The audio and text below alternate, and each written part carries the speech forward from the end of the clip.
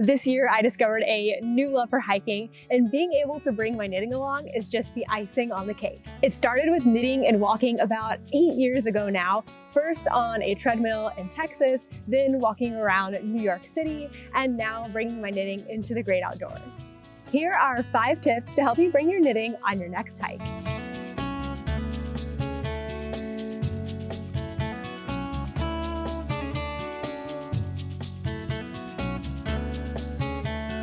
The first thing you'll need to think through is choosing the right project. This has 2 parts, the size and the pattern. Let's start with the pattern. Now, ultimately, you are trying to find something that you don't need to look down at all. I know that's not really exactly possible. There's always going to be maybe a little something you need to look down at, but that is the ultimate goal. So picking something that has really simple stitches is important. Stockinette is going to be your best friend here. Stockinette meaning just knit stitches all the way around. And actually, speaking of, working a project in the round is one of the best ways to do that. If you have a tube, you can just work round and round and round doing your knit stitches. As for size, you want something that's going to be on the smaller size, so it's not too heavy where you need support. You may not even realize it, but when you're knitting at a table or sitting down, you're getting that support from your lap or from the table or from your chair. And when you actually stand up with your projects, it doesn't matter if it's something that's like not that heavy to pick up, it still is going to feel heavy in your hands. So you want something that's on the smaller size so that it's really, really easy for you to carry around with you without putting any extra strain on your wrists. Some really great projects for this are going to be socks, of course. They're a tube most of the way around, so you probably want to get a cast on, maybe get through your ribbing, so you're just working on the stockinette for the leg or maybe the stockinette for the foot. Doing a heel turn or a toe is not going to be your best friend while you're hiking, but if you can work on those straight parts, it's going to be the perfect project. Hats can also be really, really good. Some hats like the muscle roll hat, that's the one that's really, really long. It may not be the perfect option when you are on the longer part of it. Oh, we have some geese. Oh my gosh. Isn't that fun about filming outdoors?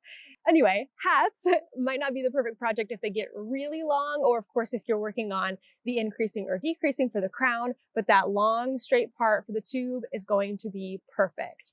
Cozies are also a really great option. They're really small, they're really portable. I love the yarn cozies and the can cozies. These are my designs, of course, so I already love them, but I found that they're the perfect project to cast on like quick on the go. Whether you're hiking or doing something else, you can get them cast on through the increases in under an hour, sometimes maybe half an hour, and then you just have a straight, easy part to do. Another thing that may not be the most popular thing is swatching. It's actually such a great time to swatch when you're on a hike because you're kind of distracted, you're seeing beautiful things, and you can get that tedious part of knitting done. Once you figured out your perfect project, it's time to work on your setup.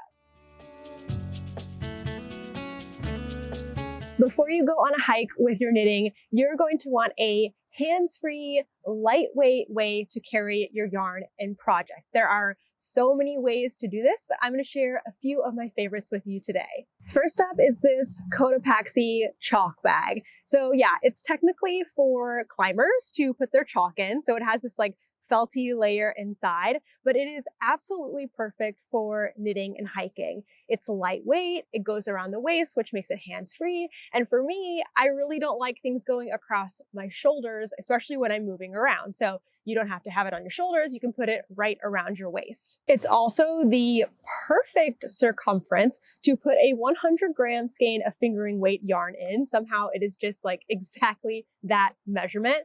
I have taken this on dozens of hikes and walks now, and it has not let me down. It even has like other little pockets where you can put like keys, snacks, other things. Sometimes I just there's enough room in here that I can throw in a sock or a cozy or whatever on top of my yarn. That's especially handy when I'm on parts of my hike where I don't want to be knitting like it's not safe or I'm getting too tired, too hot, too cold, whatever. I like that I can actually put my project on top of it. Now, I got mine at REI And the thing about Cotopaxi is they make all of their products with kind of scraps. So every single one is different. So I got to pick out, the pink and purple one that I wanted, but you can also get them on Amazon. It'll just be a surprise for what you get. If you don't want to go out and get something new, another really great option is to use a project bag that you already have with a carabiner, or if you have a project bag that has a ribbon snap on it. This is what I was doing up until a few months ago when I got the chalk bag,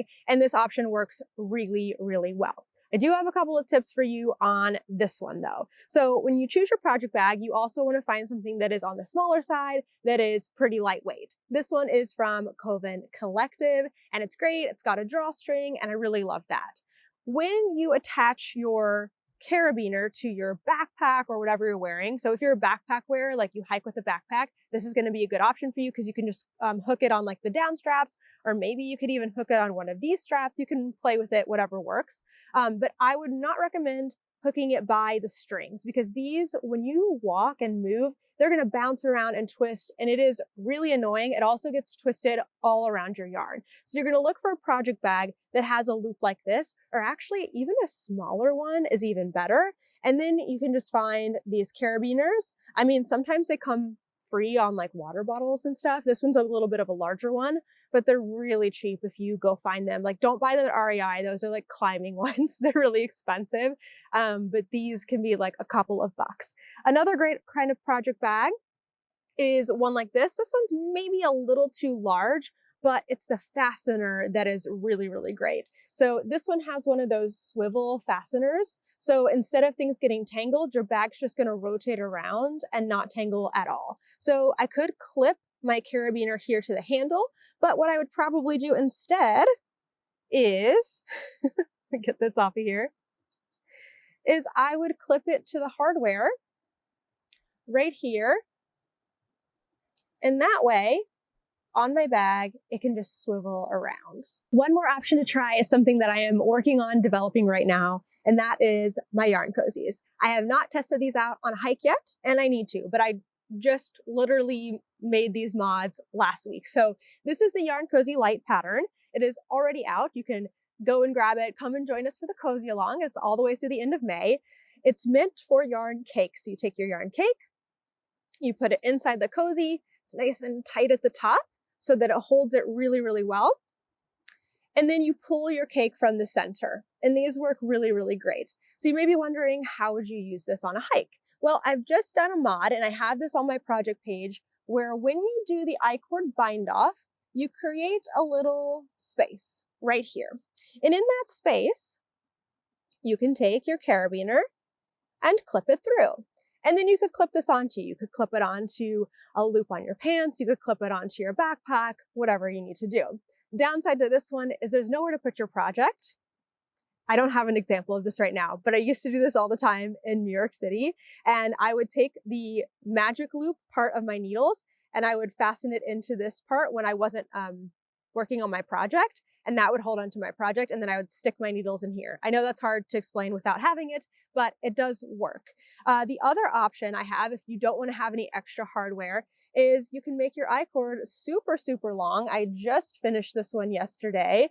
And then you could either throw it on your wrist. I'm not a huge fan of having things on my wrist. So the other option, and again, this is going to be a little hard to explain since I don't have it, but you can actually like feed this around a strap on your backpack and then feed the cozy through. After you've fed the cozy through, you can throw your yarn cake in and it will hold. This one I'm hoping is going to save me on airplanes where I can kind of like feed this through or even use a carabiner to clip it onto the mesh like seat back in front of me. So there are several options. I'm sure there are many more. Feel free to share if you have a way that you like to carry around your knitting while you're hiking or walking. And you just kind of have to work with them and figure out what works best for you. By far, this was the biggest question that I got. How do I hike with my knitting without falling flat on my face? The answer is you need to practice. You can't just go from not knitting and walking at all to hiking up a waterfall with your knitting. Take some time to practice and test out your setup. Maybe you want to take your knitting on a walk around your neighborhood where it's nice and flat, or maybe around a local park like where I am today, and just walk around where it's safe, it's not crowded, you're not gonna trip and fall off the ledge of a cliff or anything, and you can kind of get comfortable with your positioning, with your equipment and all of that, and see how that feels. You can also go on a hike without your knitting to start. We had done no prior hiking before January, like zero. And we kind of went on our first real hike starting in February of this year. So we started out really easy with some paved paths, and then we started working our way up to dirt paths and a little incline, then something rocky. And in those first encounters with that different kind of terrain, I'm not using my knitting. I'm practicing, I'm getting my balance, kind of getting my feet underneath me literally, and feeling how it feels to hike. So this was one of our first real hikes in Big Bend, and I call this our first real hike because it was the first time we took our trail runners out. So those are the shoes that are meant for going on a trail, like something that isn't paved. They kind of have little grippy, spiky things on the bottom. It's also the first time, I think, that I wore my Cotopaxi, and it was the first kind of distance and incline that we had ever done. We're going to talk in the next part about safety, but a big part of that is knowing your own baseline and comfort level. So start with something that feels easy and comfortable to you, and then work your way up from there. I have two hard safety rules. Number one, if I am ever one big trip away from falling off a cliff, my knitting goes away.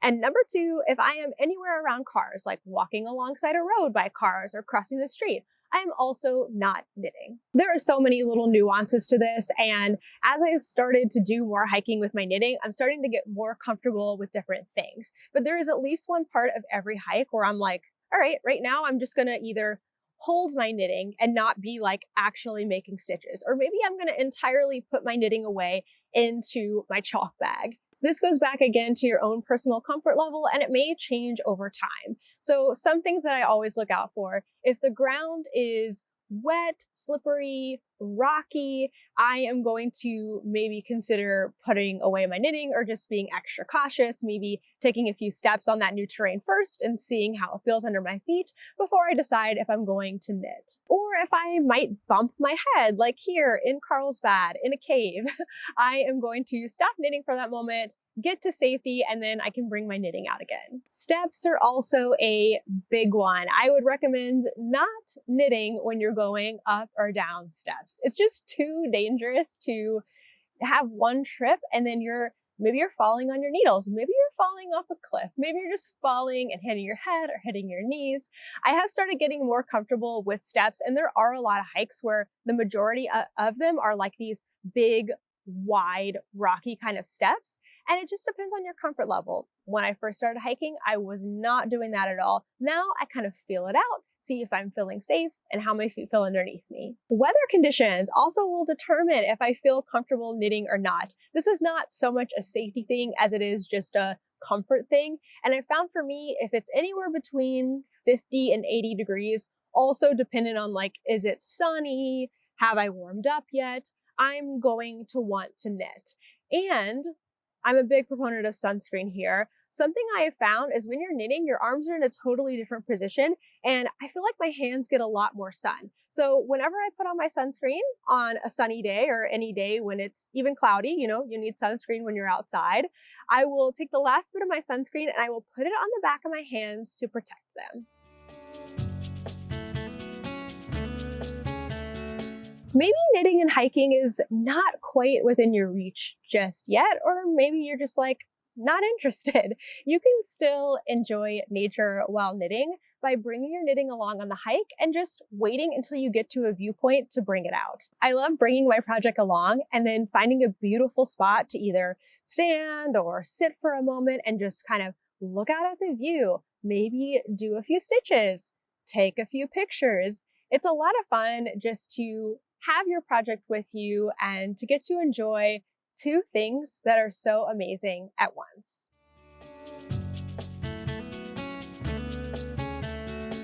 When I started preparing this video, I asked for questions on Instagram, and I covered a lot of them in those 5 tips, but there were just a few that I didn't quite cover that I wanted to go over. This one is from Reverie Knit. What hands-free leash do you use for toaster? So we got this one from Kong, I believe it is, and I'll make sure to put the link down below. We got it at PetSmart. It was maybe $30, and it is the best.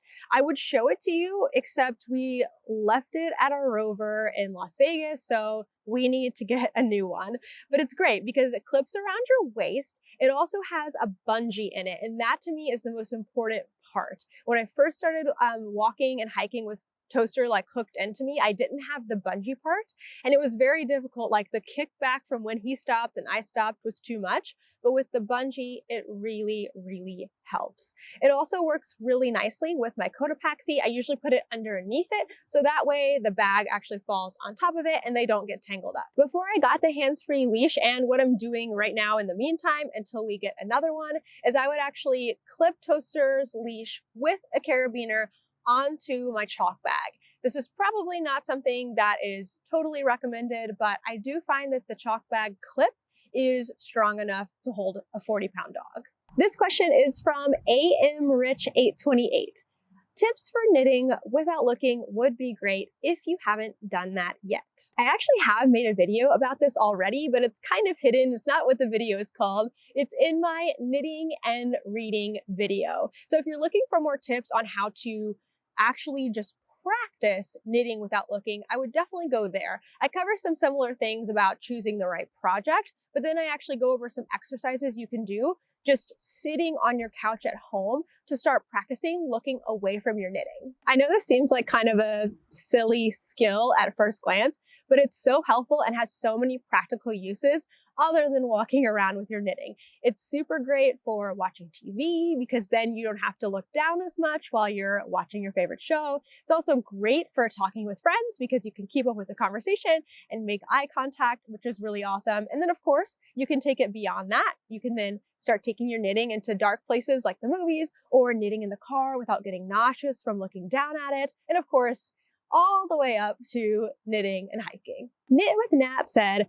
kind of gross, but my hands always seem to get a little sweaty when I walk. I don't think that's gross at all. I think that's perfectly normal. My hands can get sweaty too, especially if it's hot outside, which I kind of referred to earlier. If it's above 80 degrees, I'm maybe not gonna take my knitting with me because it's just too uncomfortable. You may be actually able to play with your needle type and your fiber type of yarn to find something that is more comfortable for you. So I find that metal needles are often cooler than wooden or plastic needles. If it's cold outside, the opposite goes into effect, and metal needles feel really, really cold. And I might actually want wooden needles instead just to keep that warmth. But I think if your hands are getting hot, maybe metal needles would be a little bit better for you. I also find that natural fibers just tend to do better for me as well. And actually, I'm gonna say more animal fibers. I find that wool is just the most forgiving no matter the temperature. It's good when it's cold and it's good when it's hot. But when it's hot, I find especially a non-superwash wool does a lot better for me. There's just something about it. It doesn't like have the same kind of a friction that a superwash yarn does. Cotton for me gets really, really sticky, especially when I'm hot, so that's something that I would avoid. Those are the 5 tips for knitting and hiking. If you enjoyed this video, will you let me know? And just let me know if you're taking your knitting outside, whatever you're doing with it, whether you're hanging out in a chair like I am right now, maybe you're taking it to the pool, maybe you're going on a walk, going on a hike, going to your kids' soccer games.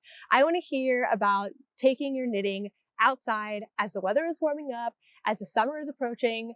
Not here though, because I am freezing. It's like 40 degrees here in Oregon right now.